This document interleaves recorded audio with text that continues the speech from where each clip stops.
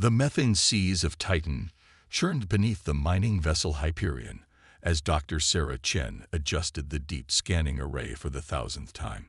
3 years into humanity's first major off-world mining operation, and they had yet to find anything more exciting than complex hydrocarbons.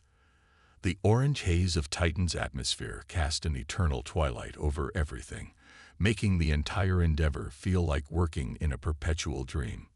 Dr. Chen, we're getting some unusual readings from Sector 7. Torres called from his monitoring station. It's like nothing I've seen in our geological surveys. Sarah moved to his station, her eyes narrowing at the readouts. The scan showed what appeared to be perfectly geometric patterns 2 kilometers beneath Titan's surface, definitely not natural formation. "Get me a higher resolution scan," she ordered, her heart beginning to race. After decades of searching the cosmos for signs of intelligent life, could humanity's first contact happen here, in the depths of a moon everyone had written off as nothing more than a potential refueling station? The new scan revealed an entire complex of structures, preserved perfectly in Titan's frozen core. But what caught Sarah's attention wasn't the structures themselves. It was the fact that they were vibrating at a frequency just barely detectable by their instruments. "They're active," she whispered, more to herself than to Torres. "After all this time, they're still active." The discovery sparked a flurry of activity aboard the Hyperion. Within hours, the UN Space Council had been notified. And within days, a specialized team of xenorchaeologists and first contact specialists was on its way from Earth. But Sarah couldn't shake the feeling that whatever lay beneath Titan's surface hadn't been waiting for humans to find it. It had been hiding. The truth emerged 3 weeks later, after they had carefully excavated a path to one of the structures. Dr. James Morrison, the lead xenorchaeologist, was the first to notice that the vibrations from the structure formed a pattern. "It's a language," he announced during an emergency meeting, "but not like anything we've encountered in our studies of potential alien communication. These beings, they speak in resonance." The breakthrough came when Sarah's team discovered that the vibrations could be translated into visual patterns. The aliens, who called themselves the Harmonious in the closest English translation, had left a warning. They were refugees, the last survivors of a civilization that had spanned 3 star systems. They had flowed to Titan's depths, hiding in the one place their pursuer couldn't detect them. What were they running from? Sarah asked the question everyone had been avoiding. The answer came in the form of a recording, preserved in the aliens' quantum memory crystals. The images showed a creature that defied comprehension, a vast, shifting mass of darkness that moved between the stars, consuming not just matter, but the very essence of civilizations it encountered. The Harmonious called it the Void Singer, a being that fed on consciousness itself. But the most chilling revelation wasn't the existence of this cosmic horror, it was its proximity. The quantum crystals contained astronomical data that, when analyzed, revealed the Void Singer was approaching the solar system. The Harmonious had hidden here because they knew it would eventually come. Sarah's hands trembled as she compiled her report to the UN Space Council. Humanity had dreamed of first contact for generations, but not like this. Not as a warning of impending doom. Yet as she studied the Harmonious records, a pattern emerged that gave her hope. The Void Singer hunted by detecting the energy signatures of advanced civilizations, quantum computing, fusion reactors, faster-than-light experiments. But it had a weakness. The creature was vulnerable to certain harmonics, specific frequencies that could disrupt its consciousness-consuming abilities. The Harmonious had discovered this too late, after their civilization had already been devastated. But humans still had time. "We need to wake them," Sarah announced to her team. The Harmonious. They've been in suspended animation all this time, maintaining only their essential warning systems. They chose Titan for a reason, not just to hide, but to survive until they could find allies capable of fighting back. The decision to revive an ancient alien civilization wasn't one made lightly, but Earth's governments moved with unprecedented unity in the face of the approaching threat. As Sarah stood before the revival chamber, watching the ethereal patterns of light that indicated the harmonious were awakening, she realized humanity's first steps into the galactic community wouldn't be marked by peaceful exchange of knowledge or trade negotiations. Instead, their introduction to the cosmic stage would be as warriors, standing alongside ancient allies against a threat that consumed entire civilizations. And perhaps that was fitting. For all of humanity's achievements in science and exploration, it was our capacity for facing impossible odds that truly defined us. As the chamber opened and the first of the harmonious emerged, beings of crystalline structure that pulsed with internal light, Sarah straightened her shoulders.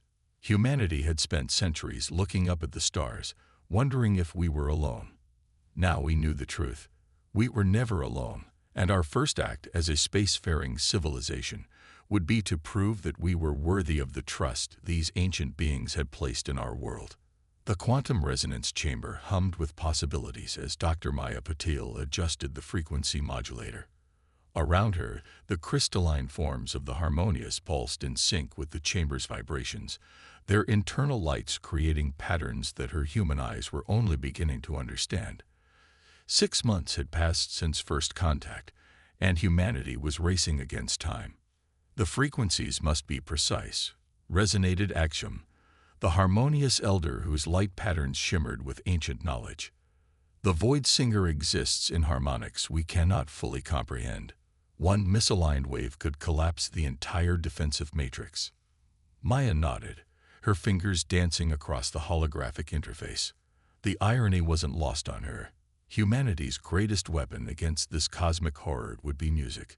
Not the digital precision of computer-generated tones, but the raw, emotional power of human musical composition. The harmonious had discovered that the void singer could be hurt by certain frequencies, but they had never mastered the art of combining them into something more powerful. You create beauty from chaos, Axiom observed, watching Maya work. Your species composes music not just from mathematics, but from something we cannot quantify. Emotion, intuition. These concepts were lost to us eons ago in our pursuit of perfect resonance. The breakthrough came during a late-night session when Maya's team was testing various musical compositions against simulated fragments of the void singer's consciousness. Classical music had shown promise, but it wasn't until they played a piece of jazz, with its improvisational nature and complex harmonies, that they saw a true disruption in the void matter. It's not just the frequencies, Dr. James Morrison explained during the emergency conference that followed. It's the unpredictability. The void singer operates on perfect mathematical patterns. It's why it found the harmonious so easily. Their technology, their very beings, operate on predictable wavelengths. But human music, especially improvised music, creates patterns that it cannot anticipate or counter. The implications were staggering. Humanity's greatest weapon wouldn't be found in their nuclear arsenals or their most advanced quantum computers. It would be found in their concert halls and jazz clubs, in the way humans could take rigid mathematical principles and transform them into art. The next 3 months saw the largest collaboration between artists and scientists in human history. Concert pianists worked alongside quantum physicists, jazz saxophonists consulted with xenobiologists, and classical composers partnered with weapons engineers. The result was something entirely new, quantum resonance amplifiers that could channel the raw emotional power of human music into focused weapons. But the harmonious brought their own crucial element to this musical arms race.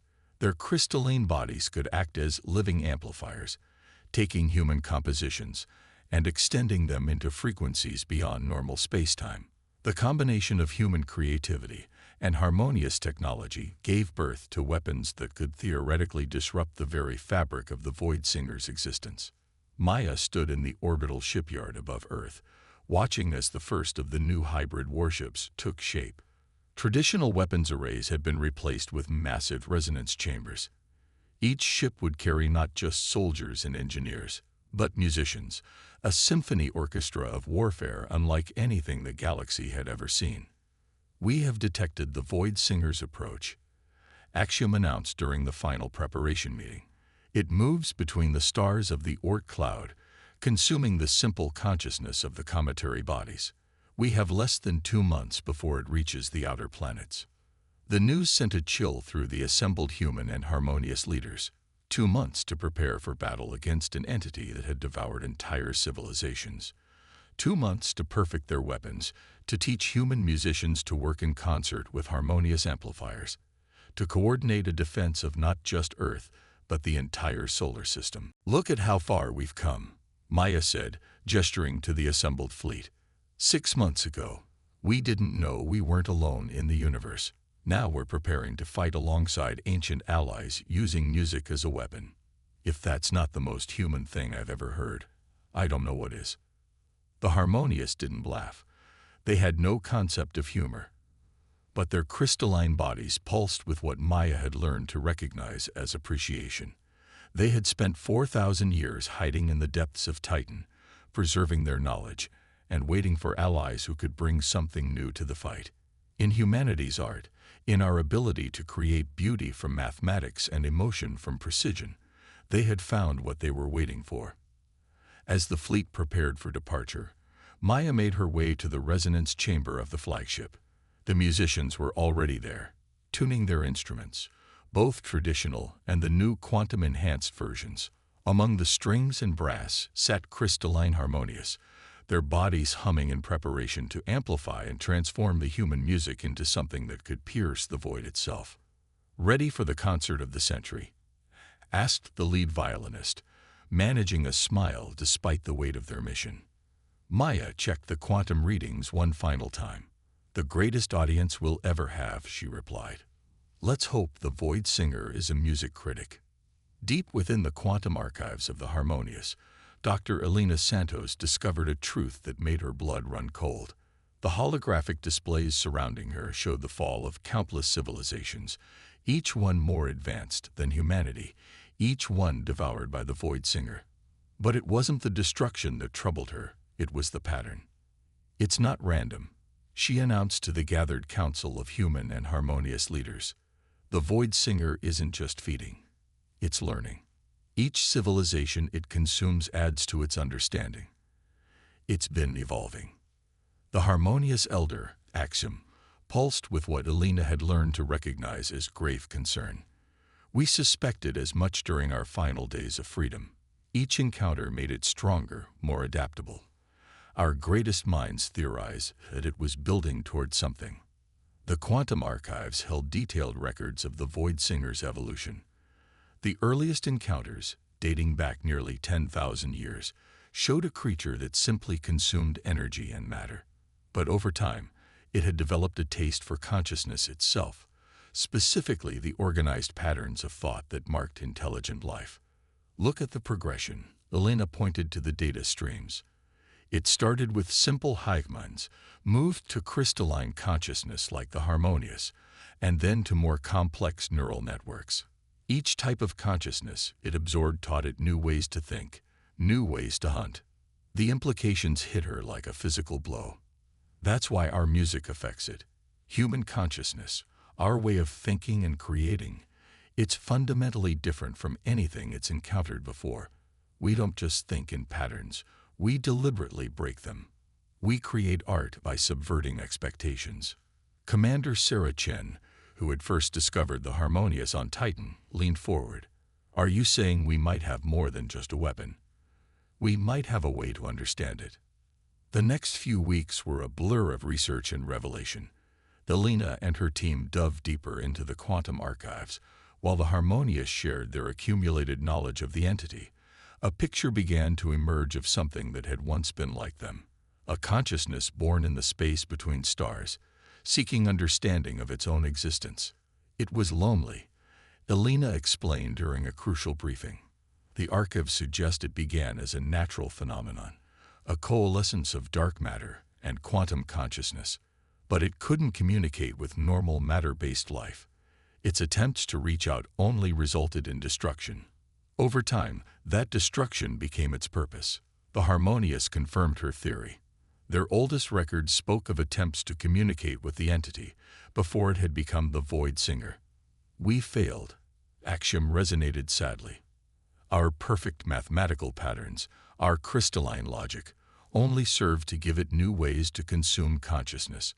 We never considered that what it needed was imperfection.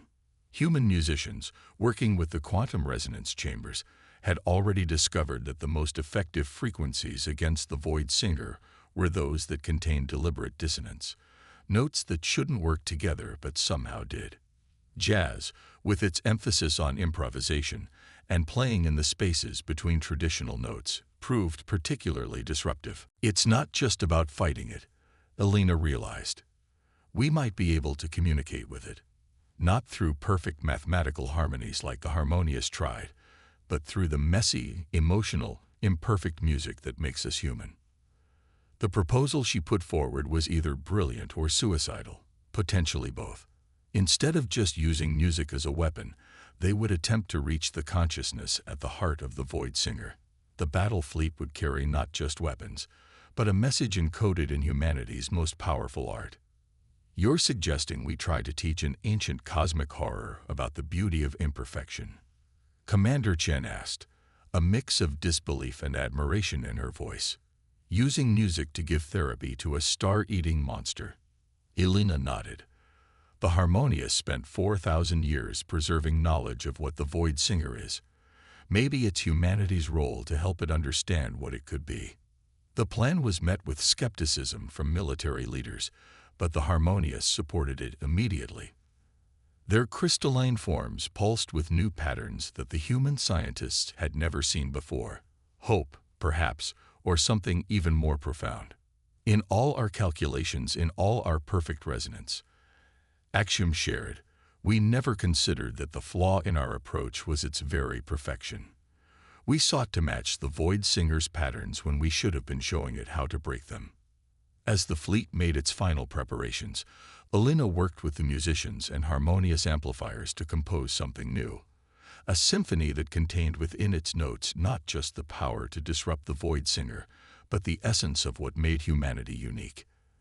Their capacity for chaos and order, destruction and creation, logic and emotion, all woven together into a message that could potentially reach across the gulf of consciousness itself.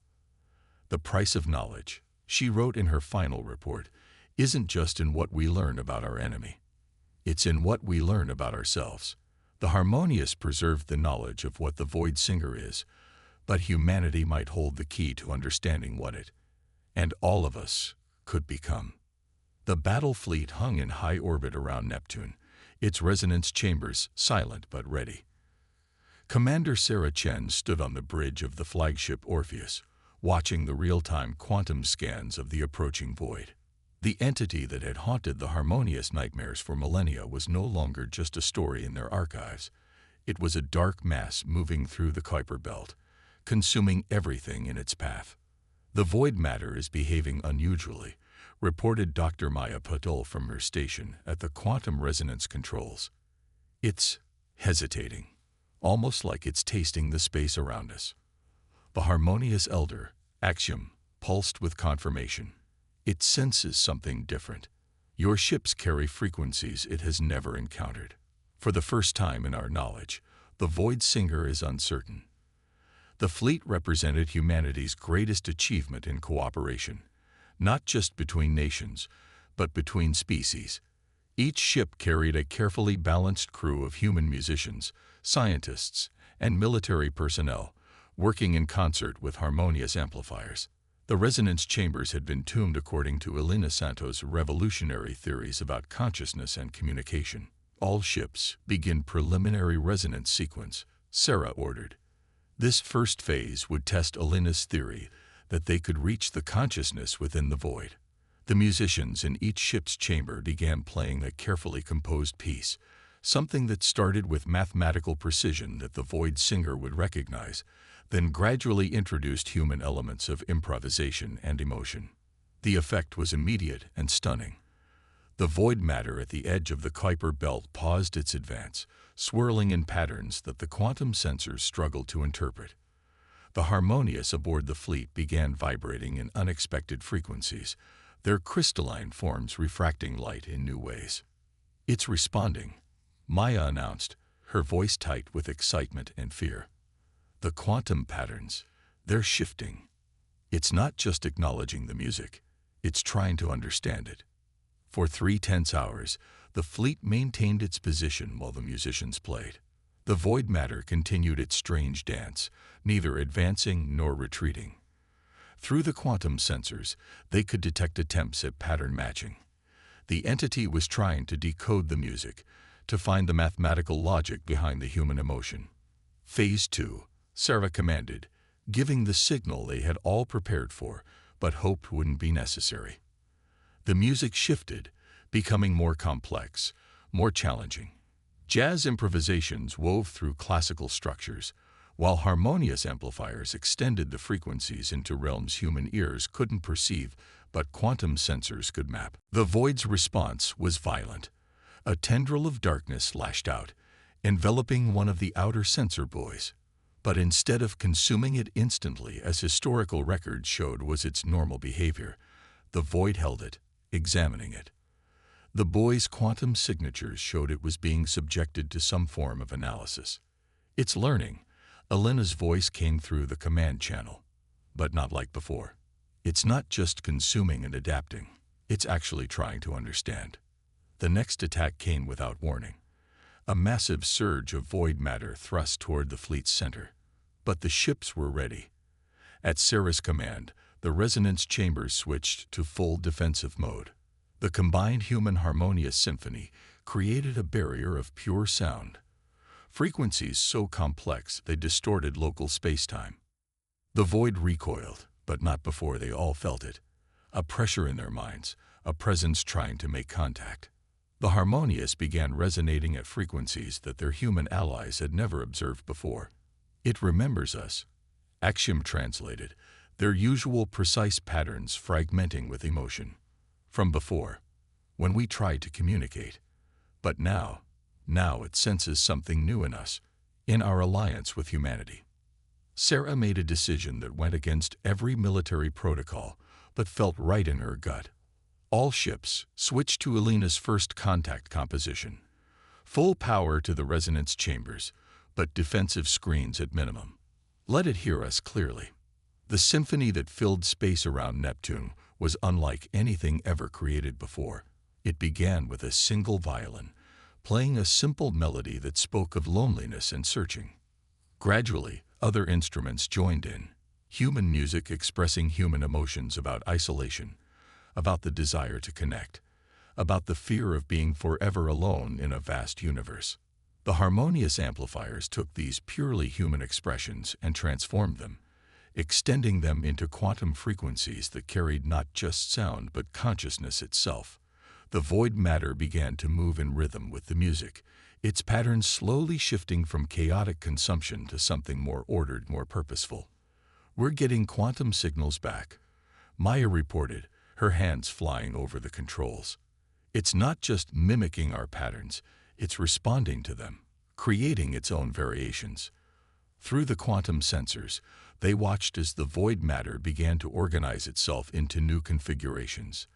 The chaotic tendrils that had threatened to consume them were reshaping themselves, forming structures that pulsed with a rhythm that matched their symphony. "This is what we never achieved in our time." Axiom resonated. "We tried to communicate through perfect mathematical harmonies, never understanding that consciousness, true consciousness, requires discord to grow. The spaces between perfect notes, the potential for change." The void's new patterns were neither attacking nor retreating.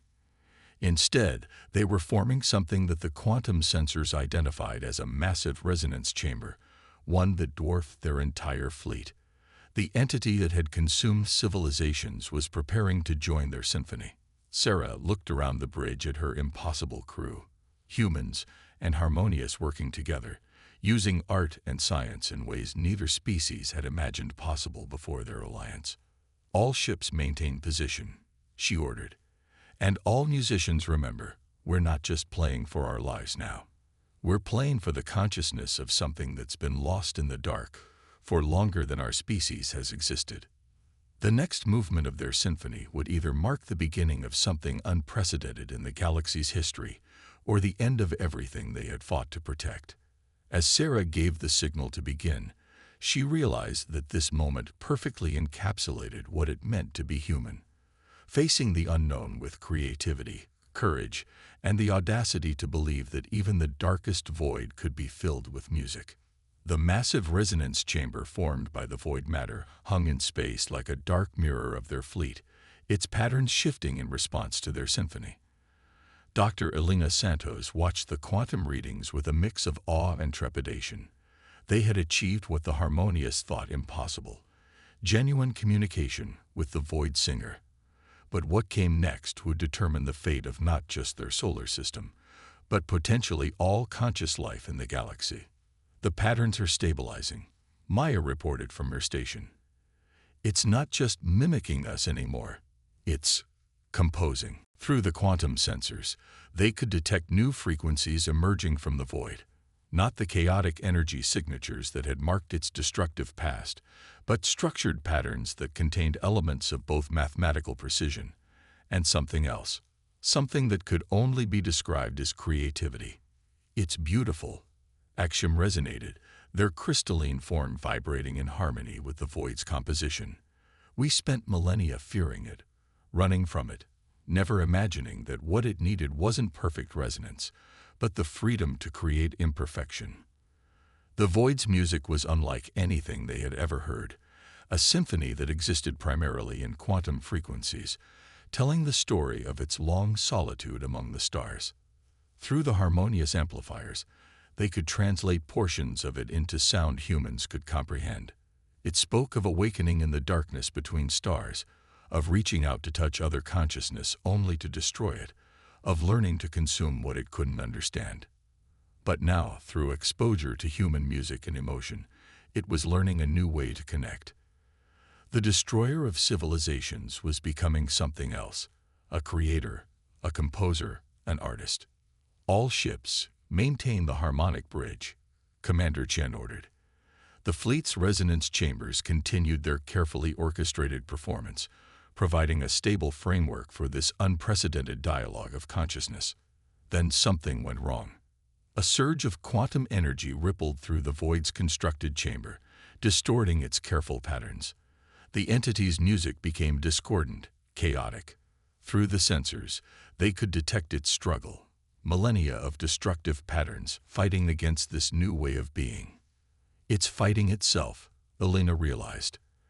The consciousness that consumed civilizations is battling with the consciousness that wants to create. We need to help it. All musicians, prepare for freeform resonance, Sarah commanded. This isn't about perfect execution anymore. Show it what human creativity really means. What followed was unlike anything in human or harmonious history. The carefully composed symphony broke down into pure improvisation. Jazz musicians took the lead, showing how discord could resolve into harmony, how chaos could birth order only to dissolve again. Classical musicians followed, demonstrating how structure could support rather than constrain creativity. The harmonious amplifiers, initially hesitant to deviate from their precise patterns, began to understand. They took the human music and transformed it in new ways, extending it into quantum frequencies that spoke directly to the consciousness within the void. Look at the patterns, Maya called out, her voice filled with wonder. The void matter was changing, its very structure transforming. Instead of a formless mass that consumed everything in its path, it was taking on new configurations, crystalline structures like a harmonious, flowing forms that mimicked human neural patterns, and entirely new shapes that defy classification. It's not just learning to create, Elena said. It's learning to be something new, something that combines all the forms of consciousness it has encountered. The battle that followed wasn't fought with weapons or energy beams, but with music. Every time the void's destructive nature surfaced, threatening to collapse back into its old patterns, the fleet responded with new compositions, showing it another way to exist. The harmonious added their ancient songs of survival and adaptation, while human musicians demonstrated the endless possibilities of creative evolution. Hours stretched into days as the void struggled with its transformation. The fleet maintained its position, their resonance chambers working at full capacity, their crews pushing the boundaries of endurance. They were no longer just fighting for survival. They were midwifing the birth of a new form of consciousness. Finally, after what seemed like an eternity of quantum discord, the void's music stabilized into something new. Its massive form had coalesced into a structure that combined elements of crystalline precision with organic fluidity. The destructive patterns were still there, but now they were part of a greater whole, balanced by the ability to create rather than just consume. "We're receiving a transmission," Maya announced. It's using our quantum frequencies." The message that came through was not in words or mathematics, but in pure consciousness translated through the harmonious amplifiers. It spoke of gratitude, of awakening, of finding what it had sought for millennia. Not just connection, but understanding. The capacity to grow beyond its original nature. "What happens now?" Sarah asked, looking at the transformed entity that had once been their greatest threat. The void's response came in the form of a new symphony, one that spoke of stars and silence, of the spaces between consciousness where new things could grow. It would remain in the outer solar system, learning and creating, a guardian rather than a destroyer. More importantly, it would help them prepare for others like its former self that might still exist in the dark between stars. This is how consciousness evolves. Axiom resonated, not through perfect replication, but through the courage to become something new. As the fleet prepared to return to the inner solar system, Elena made one final recording of the quantum frequencies. The void's music had changed from a song of consumption to one of creation, proving that even the darkest forces in the universe could be transformed by humanity's greatest gift, the ability to imagine something better and the courage to make it real. In the years that followed, the outer solar system would become known as the Symphony, where humans and Harmonious would come to study with an entity that had learned to turn destruction into creation and loneliness into art. The music they created together would echo through space, a beacon to other consciousnesses, proving that in the vast darkness between stars, there was room for endless new harmonies.